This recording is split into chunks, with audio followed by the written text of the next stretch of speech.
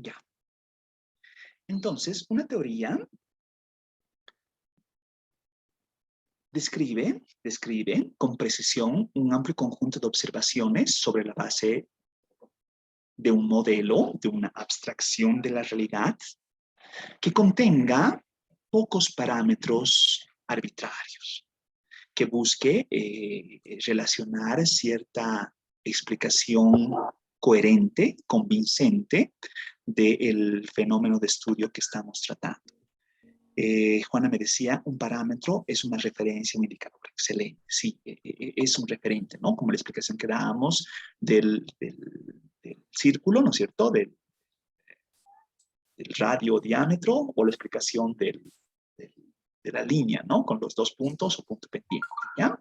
Entonces, es la analogía del parámetro. El segundo requisito en la explicación de la realidad, entendiendo el predecir como una especie de bola de cristal, digamos, de lograr una aproximación a futuros eventos, ir más allá de la muestra, ir más allá de la temporalidad actual, debe ser capaz de predecir positivamente los resultados de las observaciones futuras, ¿no es cierto? Entonces, vean que les he marcado he resaltado dos palabras con rojo, ¿no? Que digo, una teoría debe poder describir y debe poder predecir. ¿Qué me pasa acá? Porque estoy bien así. Ya, sigo. Algunos ejemplos, por acción, es, ¿qué pasa acá? La teoría del todo. La teoría del todo es una teoría donde Aristóteles buscaba explicar intuitiva, ¿no? De pensar que todo su entorno, tierra, agua, es una teoría que en cierta forma da una comprensión, puede ser lógica, descriptiva.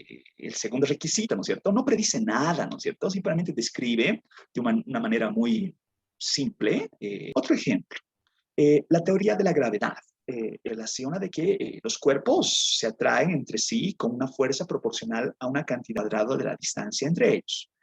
Describe del Sol, de la Luna, de los planetas, que matemáticamente puede ser contrastado el movimiento de cuerpos con un alto grado de precision, en el sentido de que no solamente permite comprender la realidad, no solamente una descripción, sino también en una predicción.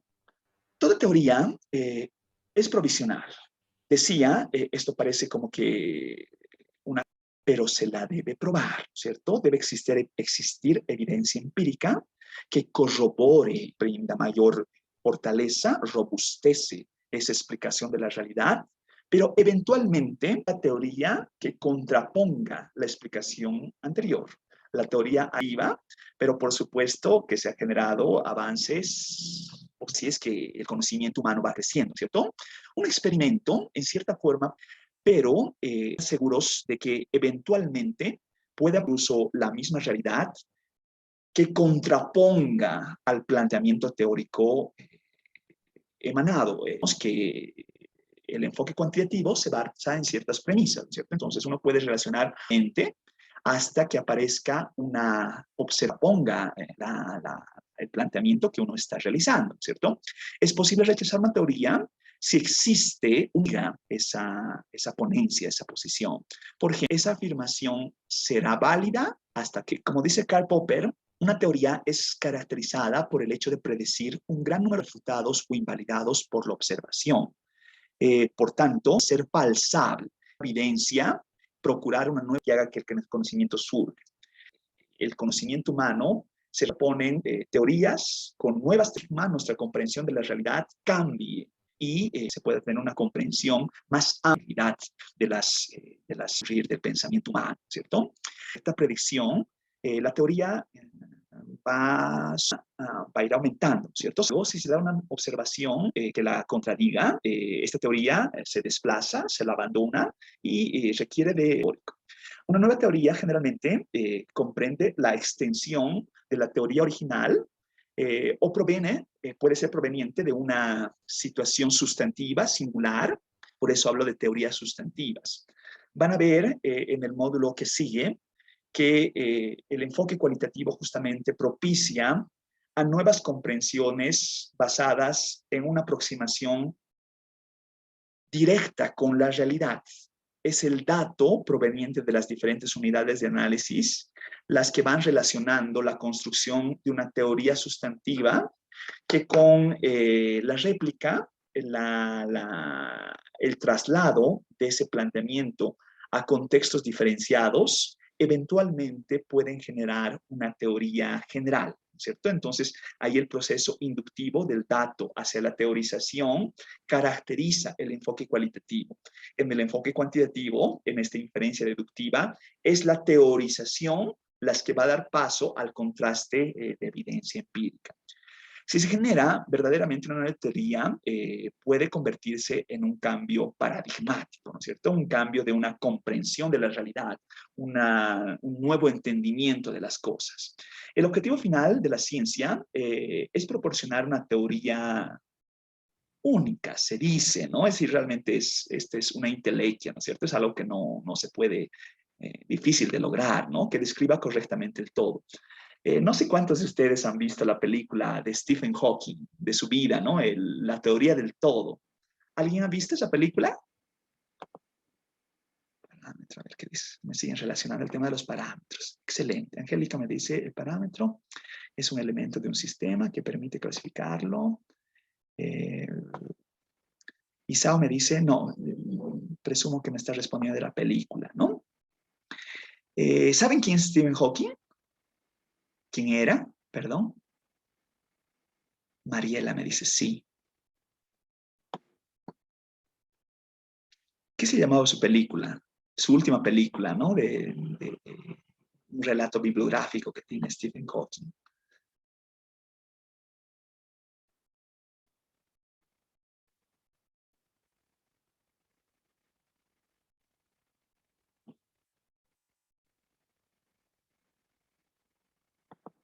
Ya, no vamos a hablar de películas, ¿no? Pero su película se llama La teoría del todo, ¿no? Así como ustedes ven aquí esta última relación, esta última idea que les planteo, donde Stephen Hawking, que un físico teórico, refiere que su alcance de vida sería lograr con una ecuación simple, que no sea rebuscada, que no sea nada sofisticada, que permita una comprensión del todo.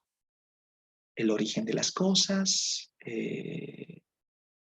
la situación actual, posiblemente permita un pronóstico, una predicción, ¿no es cierto? Y así es que él plantea ciertos elementos teóricos, ¿no? Es decir, es muy ambicioso pretender de que un planteamiento, por ahora no, todavía es ambicioso, una ecuación, una representación analítica, trate de lograr una descripción correctamente del todo, ¿no? Pero justamente ese es el aporte de lo que hablábamos de inicio, ¿no? La investigación básica, una investigación de mucho más amplia de las cosas. En esta comprensión de las cosas se presume que decir ciertas regularidades, ciertas leyes, cierta casuística, corriente filosófica, pueda vincular existe una contraposición de posturas, dan cuenta de que el determinismo es imposible de alcanzar, ¿no es cierto? Teorías como la teoría de la relatividad no son una línea recta, no son una sensación, no son un sentido más, no tiene comienzo, y ahí uno puede ir a otros elementos más metafísicos que tal vez con un ente superior, un Dios, puede vincular ciertos lados inherentes. No voy a entrar en esa explicación. Relacionar que nuestra limitación mental nos obliga a ciertas explicaciones por ahora provisionales, además desde la mirada cartesiana, da cuenta de ese proceso análisis, donde resulta que cuando existe un problema complejo, lo que hacemos en investigaciones se trata de entender las partes que hacen del todo y luego se busca una esta aproximación de la división del problema, ahora paradigmas de la complejidad, el todo sin conocer sus partes, y más bien son las partes constituyen una sinergia, la comprensión de la realidad. Pero, nuestros sentidos, nuestra capacidad humana limitada, simplemente un número limitado de ciertos fenómenos, de ciertos eventos, de ciertas observaciones, analizando solamente ciertas parcialidades, ¿cierto? Listas, el marco teórico eventualmente para nuestras investigaciones, para nuestro propósito de investigación social, adoptarla, ¿no es cierto? Vamos a buscar hacer una revisión de evidencia existente sobre alguna temática, asirnos a una explicación de la realidad relativamente convincente. Digo relativamente sofisticada, la más compleja, sino todo lo contrario. De buscar un marco teórico relativamente convincente. Lo que dice la cuchilla de Ockham es que la explicación más simple, más atinada, ¿no es cierto? Entonces, en esa lógica de construir un marco teórico, las informaciones convincentes que conecten conceptos, conocimiento científico, posiblemente, que traten de no solamente enlazar la situación, sino busquen posiblemente una mirada anterior, una retrospectiva, una mirada, en investigaciones teórico, ciertas distinciones que dan cuenta. Algunas hablan de un marco institucional, legal, un marco normativo, buscando las leyes, puede incluso vincular un estado de las acciones realizadas, tratando de generar pretendido. La estar altamente equivocada y que puede ayudar a mejorar y lograr un cierto rango de inferencia. Ya decíamos que la inferencia es pasar de lo conocido.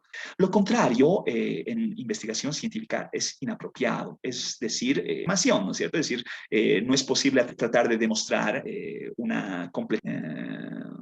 ¿Cómo podría decir esto? Cómo buscar el todo, ¿no? Y esta, por supuesto, va a ser invalidada. Podrían reflejar parcialidades o relaciones.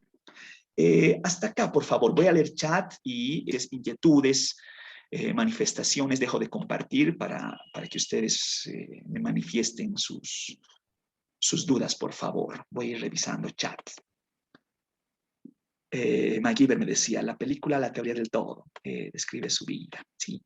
Nikki me dice, tratar de unificar la realidad general, física cuántica y la teoría del todo. Ya. Pamela me decía, era un científico físico que estudiaba el espacio-tiempo.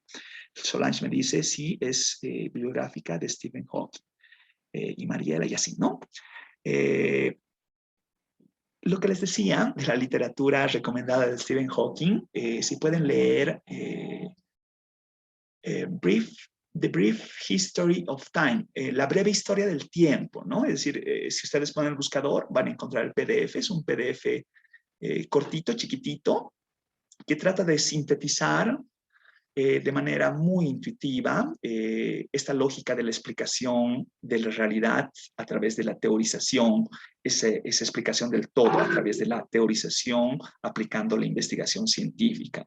Realmente cuando uno lee este tipo de documentos da cuenta de la brillantez de un pensador, ¿no es cierto? Porque de una manera muy simple, bastante comprensible, da a entender ideas muy complicadas, ¿no?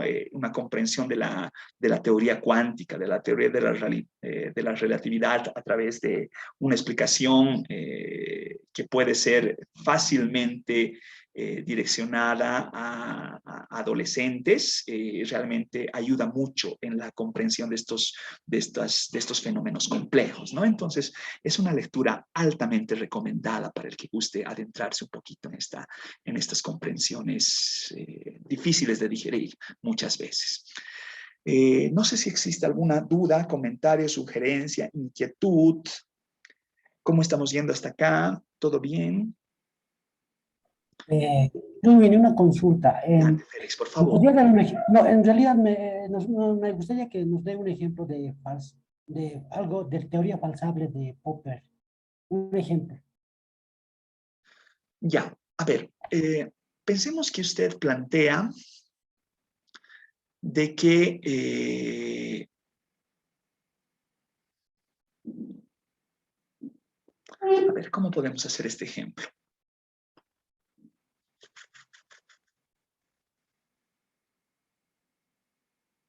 Ya, lo vamos a hacer con un ejemplo intuitivo, ya entre todos. ¿Quién me puede dar una presunción? Ojo que la investigación científica no está hecha de presunciones, pero vamos a hacer el ejemplo intuitivo. ¿Cuál es el origen del COVID? ¿Por qué existe COVID?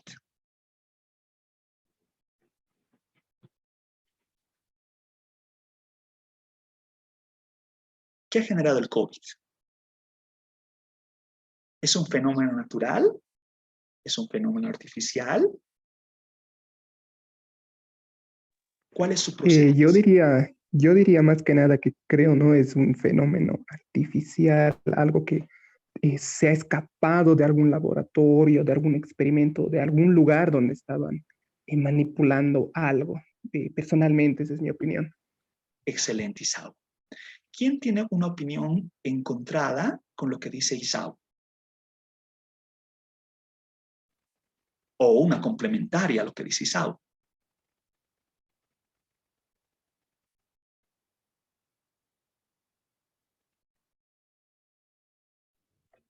Tal vez ha sido desarrollado con fines de reducir la población, o sea, ha sido premeditado.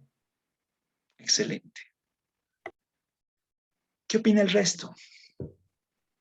Algunos estudios también han mencionado que es un virus que vive de forma nativa en algunas especies de animales y que ha brincado de especie al ser humano. Fabuloso.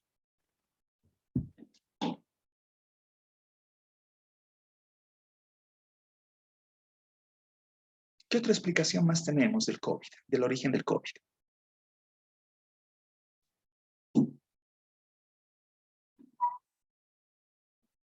El origen del COVID, me dice Johnny, es de laboratorio. Nelva me dice, es de China.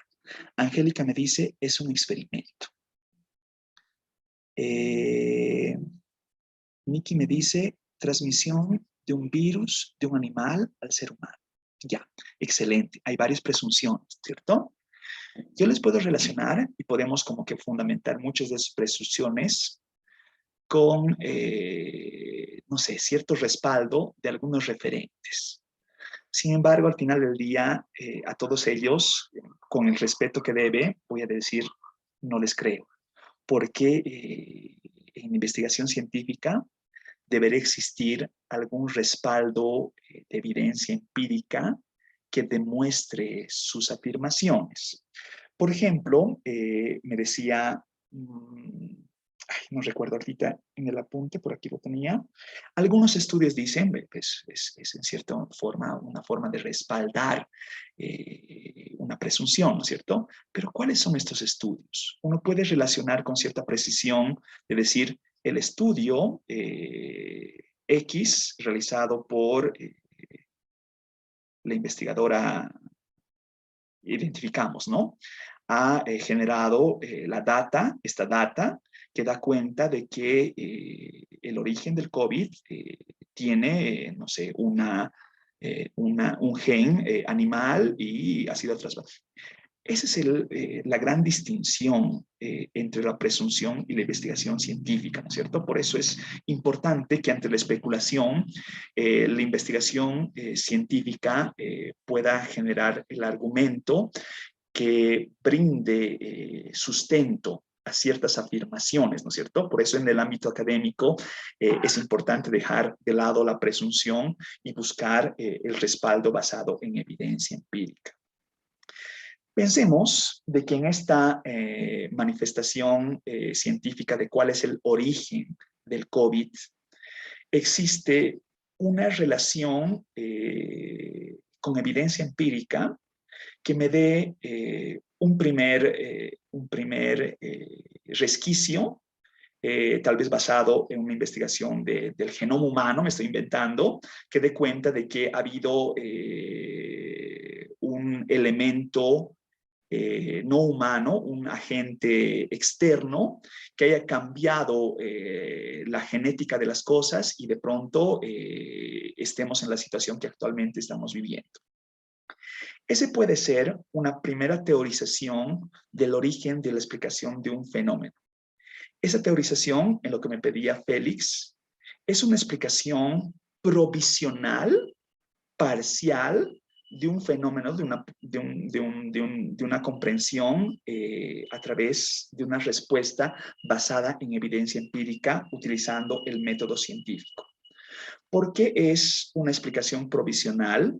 Porque seguramente con un desarrollo de la ciencia existirán explicaciones conexas que no solamente desde la mirada genética den cuenta tal vez de otros complementos biológicos, sociales, conspirativos, químicos y un gran etcétera, que den cuenta de una comprensión cada vez más amplia de cuál es el origen del COVID, justamente para poder, a través de esa explicación, brindar una mirada propositiva de no repetir los hechos o posiblemente ver qué se puede hacer de aquí en más con evoluciones del mismo virus, ¿no es cierto?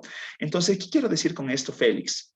Que la teoría que se plantee bajo esta lógica de investigación científica es provisional y falsable a medida que existan crecimiento del conocimiento y se refute la teoría anterior con nuevas teorías que con evidencia empírica pueden darnos una mayor comprensión de la realidad. Entonces, esa es la falsabilidad, tratar de generar nuevo conocimiento que refute la teoría anterior y nos traiga consigo una nueva teoría que permita una mejor comprensión de la realidad de la teoría precedente. En el enfoque cuantitativo, y esto es una tarea pendiente que tengo, Félix, y para todos, yo les voy a enseñar cómo hacemos el planteamiento de una hipótesis que sea falsable con evidencia empírica. Entonces, nosotros vamos a plantear una primera aseveración como una respuesta tentativa a nuestra pregunta de investigación y a través de los datos vamos a rechazar o no vamos a rechazar esa hipótesis planteada a través de una hipótesis alterna y van a ser los datos los que finalmente van a dar cuenta si la tesis que yo estoy planteando sea correcta o de pronto yo requiero o la refuto, ¿no es cierto? O realmente no es suficientemente válida, ¿no es cierto? Entonces, esa es la lógica del enfoque cuantitativo. Yo sé que estoy dejando tal vez una respuesta a medias, pero lo que quiero que quede por ahora es pensar que la teoría es una explicación convincente de la realidad, pero a pesar de que sea muy convincente, solamente puede ser una explicación provisional hasta que exista una nueva explicación. Por eso es falsable. Es decir, que puede ser refutable en cualquier momento. En investigación científica uno no puede hablar de verdades absolutas, verdades contundentes, verdades inalterables, sino son verdades falsables, son afirmaciones contrastables con evidencia empírica, susceptibles a ser modificadas a medida que exista nueva evidencia que refute esa teoría y emerja una nueva explicación convincente, una nueva teoría de la realidad. ¿Me dejo entender? He tratado de brindar cierta amplitud, Félix. No tanto. Sí, sí, sí. Le agradezco. Pero en algunos Sí, casos se logra esa falsación, digamos, por ejemplo, la teoría de la relatividad, digamos. En un momento dado, o sea, ¿qué refuta hasta el momento la teoría de la relatividad?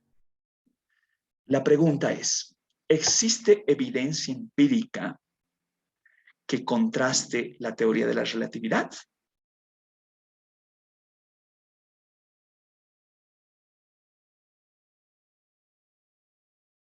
La respuesta es no. Existen nuevas teorías que expliquen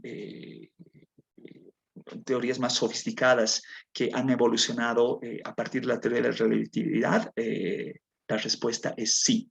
La teoría de las cuerdas, por ejemplo, ¿no? Es una evolución de la teoría de la relatividad que brinda otras explicaciones más sofisticadas, digamos, ¿cierto? Más evolucionadas de la teoría de la relatividad.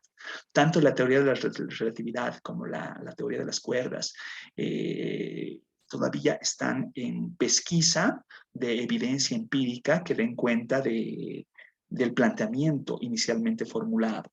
No existe evidencia del todo contundente que pueda corroborar una teoría a plenitud. Uno puede hablar incluso de teorías que pueden ser pensadas, que ya están completamente comprobadas y no requieren ser refutadas o falseables, ¿no es cierto? O falseadas. Por ejemplo, cuando uno dice la teoría de la evolución, ¿Es una teoría inalterable? Les pregunto a ustedes.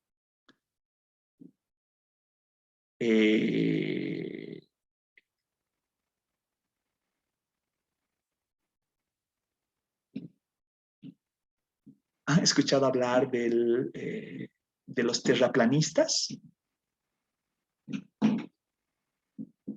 Sí, Si no me equivoco, licenciado, es de que, bueno, afirman de que la Tierra es plana y de que la Tierra es geoide es un invento de la élite. Más o menos por ahí creo que va la situación. Fabuloso, Rolando. Y es lo que usted está refiriendo, ¿no? Los terraplanistas arrojan una teoría, ¿no? De que el tema de que nuestro planeta y los planetas circundantes tienen la forma esférica, es una invención, ¿no es cierto? Y de hecho existe como que una fuerte corriente en los últimos años de direccionar investigación científica, así con todo lo rimbombante que suena la palabra, a tratar de corroborar esta teoría de que el planeta es una superficie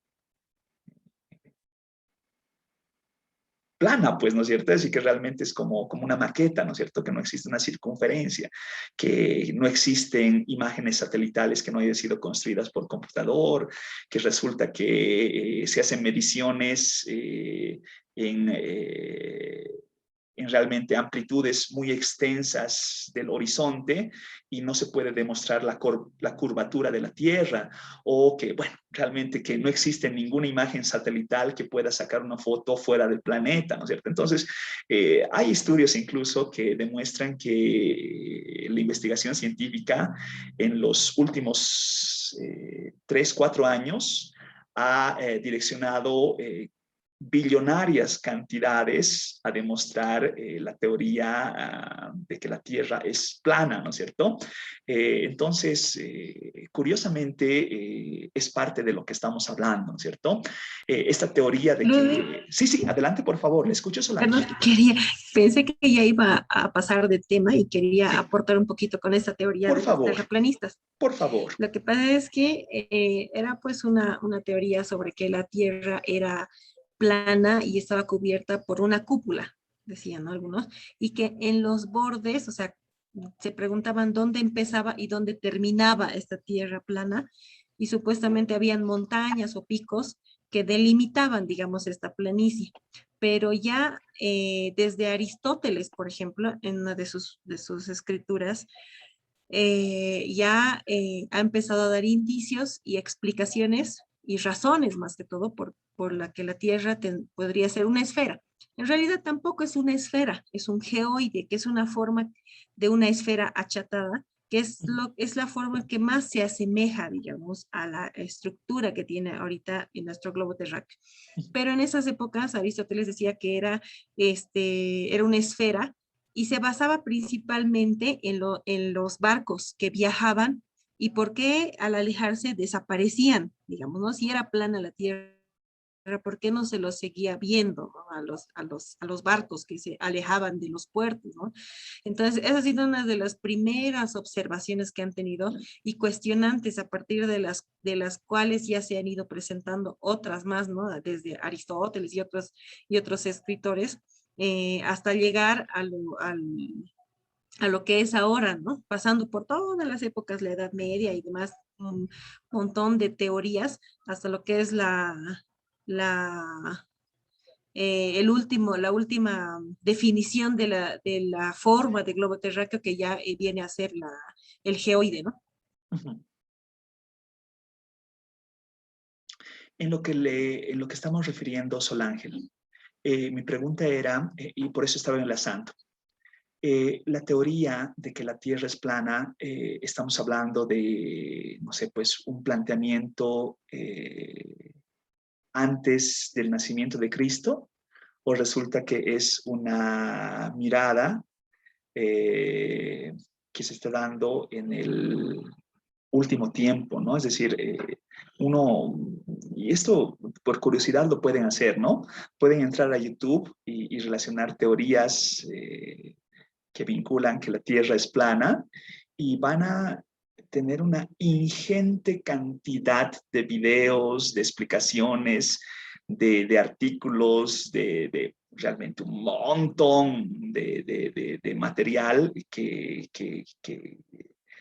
busca sustentar esa teorización. Es bien complejo, ¿no? Pero justamente trae parte yo en este momento no voy a entrar en la adjetivación. He visto por ahí algún comentario de entrar en un debate especulativo o posiblemente subjetivizaciones extremistas. Incluso dicen por ahí, he escuchado una palabrita que me ha parecido interesante, que era el tema de teorías del caos, ¿no es cierto? O conspirativas, paranoicas. No voy a entrar a ello, ¿no es cierto? Pero resulta que dentro de la investigación científica, la evidencia empírica responde justamente a gran parte de planteamientos que pueden ser,